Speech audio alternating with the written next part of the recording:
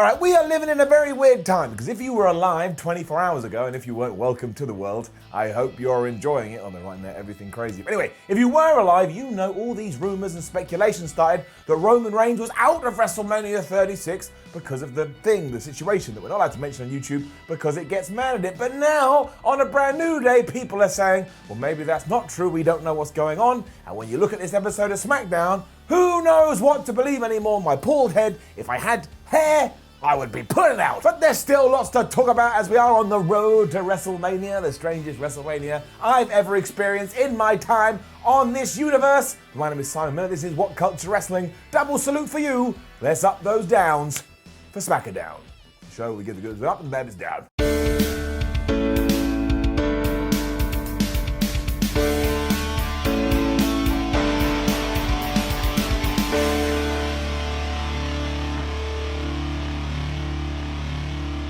I was kind of confused by the start of SmackDown. It was as if WWE have been doing empty arena shows for so long, they've now forgotten about the fact they don't have any fans in the building, so just carried on as usual. Like, I sat there going, have I gone deaf? Or am I finally going crazy? I mean, it was always on the cards. And what I mean by this too is that Sasha Banks and Bayley were coming out to do a little bit of talking, and from the entrance to the words that they said, it was like they were interacting with an audience. And this continued to happen because they got interrupted by Lacey Evans, and she even did a twirl during her entrance. Like, if I'm mad and I'm angry and I'm gonna have a fight with someone, I don't walk up to them and go and do a little twirl before I tonk them in the face. I mean, I would do a twirl if it was followed by a badass roundhouse kick, but I'll level with you, small spoiler, can't do a roundhouse kick. Anyway, Naomi and Tamina followed, even though Bayley had even said on the microphone, this isn't going to turn into one of those segments where everybody just interrupts. Everybody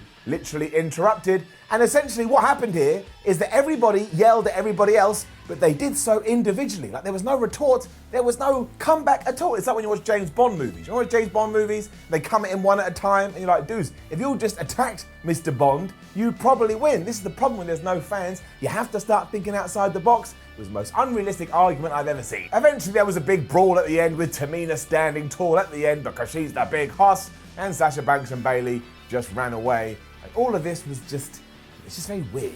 Very, very weird. I will say, I do like all this teasing between Banks and Bayley because at the start, Bayley was like, that damn Paige, she thinks she can break up my little team, that, you know, we're going to have each other's back at WrestleMania, but you could see it in Sasha Banks' face. She was like, actually, Bales, I really want your title and I will screw you over and I'll be glad to finally get that feud. But all of this, I'm very sorry, has to get it down. It was then Shinsegae Nakamura versus Drew Gulab to figure out if we were going to get Daniel Bryan versus Sami Zayn at WrestleMania. That is the most convoluted stipulation I've ever heard in my life. If my friend beats your friend, then I will take on this other guy. It's like 2 + 2 = 621. I don't care. Up. And they're just good wrestlers. I mean, it certainly helped that when Gulak and Bryan were warming up, once again they acted like a couple of goofs, and that made me happy. And when Shinsuke and Gulak started to have a fight, I was like, oh yeah, these guys know what they're doing. And really, this whole match was about the shenanigans, because at one point Cesaro pulled Shinsuke Nakamura out the way so he wouldn't get hurt anymore. So later on, Daniel Bryan pulled Drew Gulak out the way, although this time Drew was ahead of the game and he decided to bust out the most devastating move in all of sports entertainment, the surprise roll-up. He did that to old Shinsuke and he got the 1, 2, 3. Pulled my counter down. I don't even know what this number's meant to be anymore. I think it's 17, so I'm saying 17. Maybe it's 544. And of course, because Drew did get the pinfall, Daniel Bryan will now challenge Sami Zayn for the Intercontinental Championship at WrestleMania 36. And I like that match. I never saw it coming, like a bus smacking me in the face. Did I give this an up? I don't know, but of course it gets it up. Sami Zayn was also on commentary during this, and because we had that, and we had Daniel Bryan and the Swiss Superman at ringside, there was enough atmosphere here, and it was a fine, empty arena match. See, you can do it. We finally got our Dolph Ziggler versus Otis match confirmed too, because we were in the backstage area, and Dolph was on the phone just running down Otis before the big man arrived and tried to kill him. Now, I'm a bit worried about this, because we have taken a path, this path, we're meant to go down this path, and instead we've gone down this path, and it is the wrong path, #path. Because at the moment, the story, the narrative is, man who got jilted is angry at other man who was accepted by pretty lady. And if you're trying to attack someone just because a woman turned you down. You kind of come across a bit like a psychopath, because what WWE has done here, they forgot the most pivotal part of the story, which was the text message. If it turns out that Dolph Ziggler had stolen Mandy Rose's phone and texted Mandy Rose going, I'm going to be late, or whatever she did, meaning Otis got screwed, then you're like, oh, Otis, you have a reason to be mad at Dolph Ziggler. But right now, it's just like, that guy won, you got to accept it. We're not even talking about that now, so he's just a loon. Still, he's so good, I love him, and I hope he goes from strength to strength. And we also got another one of those weird static glitch things on the screen, and they are 100% only happening when Dolph Ziggler is here, so I assume it's going to tie into this. Elias then sang a song about Baron Corbin being on the toilet. And in case you think you misheard what I said, Elias then sang a song about Baron Corbin being on the toilet. Elias had also spent a lot of his time in Photoshop putting Baron Corbin on the toilet.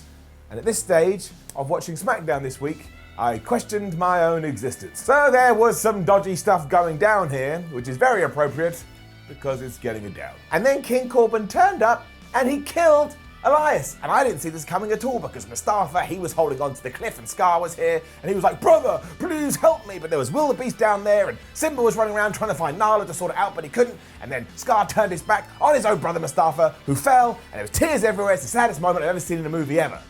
You're wondering why I'm talking about the Lion King? This was literally the Lion King. Elias was like holding on to one of those pods in the Performance Center, and Baron Corbin got his big stick, he hit him, and down Elias went. And there ain't no way anybody's surviving that, and at the very least, you would have lots of broken bones. So now King Corbin is going to get the hyenas into SmackDown, they're going to take over, all the food's going to be gone, Simba's going to run away and meet a couple of people that like to eat bugs. What is going on? This was absolutely bizarre. We had a song about the loo, and then we had a Lion King type murder. I don't understand how you're going to do this match at WrestleMania 36 now, unless we're just going to pretend this didn't happen. And Michael Cole also told us that Elias has gone to a local medical facility, which right now, given what is going on in the world, is a really, really, really selfish and bad move. All right, get your hands, turn on your wrestling nerd switches, because we are about to get into it. You are going to have to forgive me, but sometimes I'm sat there, and yes, I become a massive geek, because we were about to get Alexa Bliss versus Asuka, which is a match I was quite interesting. I like Alexa Bliss, and I like Asuka, but I swear, it's sometimes as if WWE sit down, or the powers that be sit down and go, ain't no one gonna remember what we did a few weeks ago, or, a few months ago. Let's just pretend, everybody stay quiet, let's just pretend, and we'll do whatever the hell we want. And when they do this, I worry again that something has happened to my brain, and I start Googling for answers, and you know what happens when you start Googling things about your health? You killed yourself in 10 seconds, and this is what I was doing about a few hours ago. Anyway, the point here is that Bliss won, and she did so damn easily. It was like Asuka was no challenge at all. But if you go back to the start of 2020 and the latter part of 2019, the big story was that Becky Lynch, the Raw Women's Champion, the best woman we've ever seen in the history of this industry, couldn't beat Asuka to the point she thought about giving up. It took everything she had to overcome the Empress of Tomorrow. Then Alexa Bliss walked up and went, yeah, but I got a DDT. She gave the DDT, and she just won. It just doesn't make any sense. And again, this is really unfair to Alexa and Asuka, because they did have a good match, and they were doing some funny stuff like yelling yeah at each other. That made me giggle, but why is Asuka so expendable? That's what I take away from this. It's like, well, we needed to be dominant here, so she will be, but now we needed to be a chump, so she'll be a chump. That is not good storytelling. Look, that's a storytelling line. It's like a snake that's on drugs. Down. Nikki Cross was also on commentary, and this was just making me so baffled as well, because Michael Cole treated her like she was his ex-wife, and he really didn't want to have a conversation. He's like, oh no, not Nikki Cross. Why do they have a bad relationship? It doesn't make any sense. It's like he didn't know what to do. It's a bit like, yeah, so how's the kids? Oh yeah, I know, I haven't seen them in a while, but social distancing. Well, you make a good point. Social distancing hasn't been going on for the last decade, but I've just been really, really busy. I took that down a very, very dark pathway. I didn't mean to do that. But honestly, if you don't want to see anything else, go and watch this and somebody explain what the hell was going on.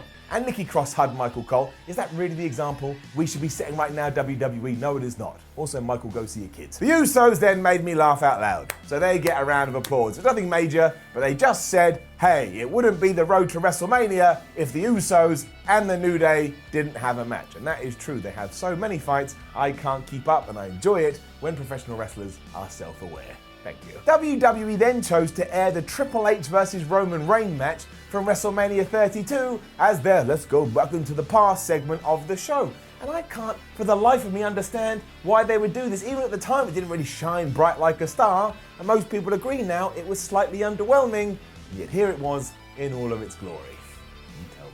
I just think there were better matches we could have chosen here, although I do get the logic if you're trying to remind people that Roman Reigns is an absolute warrior. Here he was defeating someone that many consider a legend in WWE. I still didn't get it, but as you know, when WWE do show old matches, we tell wrestling jokes. Why did the NWO decide not to eat dessert? Because it was too sweet. Which WWE superstar refuses to drink protein supplements? No way, Jose. That's funny. What's worse than a poor duck? A rich swan. Sorry, Mr. Swan. What dating app does Jinder use? Tinder Mahal. On that note, I'm taking my hat off, I'm taking my nose off. That's the worst one so far. I apologize. We had a Triple H interview after this, and given everything I said in the intro, it was here when everything got so confusing and started to attack my mind, because I already talked about the speculation that happened in the last 24 hours. But here, on a pre-recorded show, because SmackDown was done a few days ago, we did have the King of Kings, the Game, saying, well, I've taken on both Roman Reigns and Goldberg, and I'll say the Goldberg's good in the short term and Roman Reigns is good in the long term, so I don't know who's going to win. And I was like, wait, I thought Roman Reigns and Goldberg have been cancelled, and to be fair, WWE hasn't announced that, so who the hell knows what's going on? Shrug emoji pose. I tell you, when I sit down to watch WrestleMania 36, no matter what card World Wrestling Entertainment puts out, push my button to make my hands come down, whatever card they say is going to be put out, I won't believe it until I actually see it. But if it does turn out that Roman Reigns is not on the show, and they still played this interview, that is ridiculous. Just cut it off. It's like 2 minutes. The New Day then responded to the Usos because they are going to be in our main event this evening. We got a recap of everything between John Cena and Bray Wyatt. And then kind of surprisingly, we got some more stuff with Dolph Ziggler. He and Sonya Deville were talking in the back, and you just know there's some shenanigans going on there before Mandy Rose arrived and said, listen, Dolph, I don't mind you and Otis having a match, but stop treating me like some kind of prize. You damn right, Mandy Rose. You slap him around. The Firefly Funhouse was back next. I liked it. Give it up. It was nuts right away because Wyatt was talking to his lantern, the one that he brings to the ring, saying, you had your chance before, man, and you let us down. And that was kind of cool because it added depth there and gave you the impression that this was the actual head of the old Bray Wyatt, and Wyatt had just chopped it off to teach it a lesson. I mean, that's all kinds of flubbed up. Bray also decided to make himself a powerful drink in order to beat John Cena. And while he was putting ingredients in, I think self-loathing went in there and rage because, he was all crazy in the head. He also grabbed Ramblin' Rabbit and chucked him in the blender and whizzed it up and then gave it a sip. Not sure that's going to be that good for your liver. The whole idea of this, though, is that Bray Wyatt thinks John Cena is too big a star for a regular match, and that's why they should have a Firefly Funhouse fight. You're damn right we should do that. We've already got a Boneyard match, which I'm keeping everything crossed as the dumbest thing I've ever seen in my life, but here, maybe you can go in a slightly different direction. Because the Fiend character is all kinds of screwed up, he's kind of terrifying. Why don't you try and make this a horror thing? Why the hell not? Make it scary, put some jump scares in there. I don't think I've ever seen anything like that in wrestling. I would be a happy chap. But look, John Cena's a big old actor now. Bray Wyatt does character stuff very well. I think you can make it work. I think it breaks up WrestleMania 36, gives it a different pacing.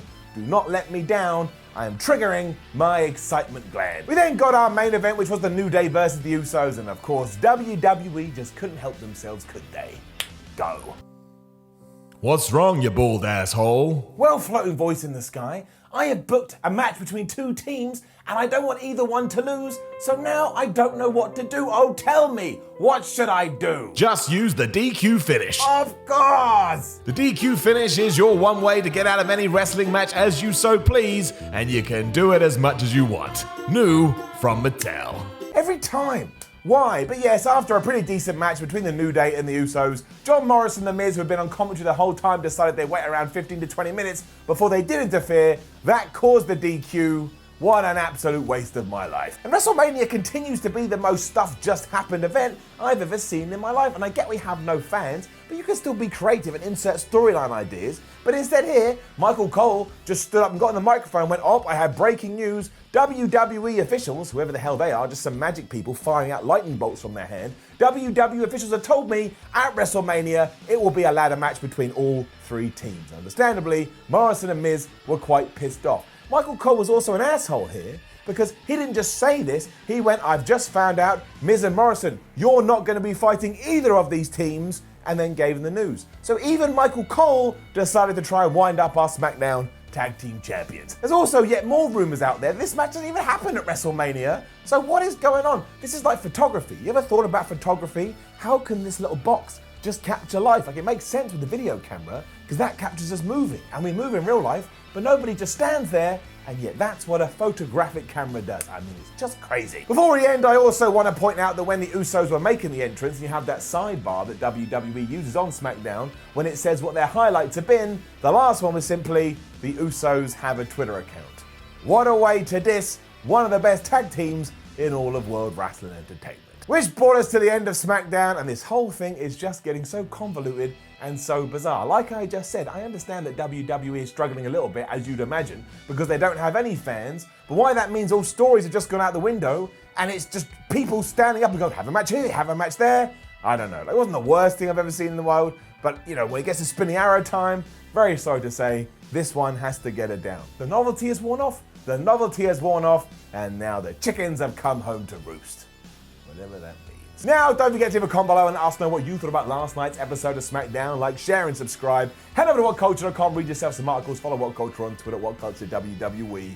Watch more videos here on WhatCulture Wrestling. My name is Simon from WhatCulture. Thank you very much for watching. And as it seems, we do have all the shows for next week. So we'll up those downs for Raw, we'll up those downs for SmackDown, we'll up those downs for Dynamite. In around about a week's time, we will have 2 WrestleManias, and I will up the downs for both. Stay safe. See you soon.